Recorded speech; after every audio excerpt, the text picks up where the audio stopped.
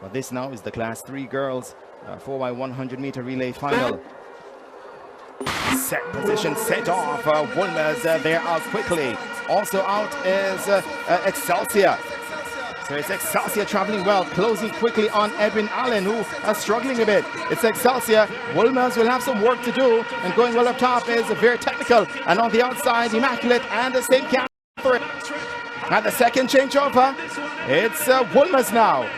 Edwin Allen right there. Wolmer's going to work with is that Natrice East, the 200-meter champion, silver in the 100 meters. Wolmer's, they've been undefeated all season.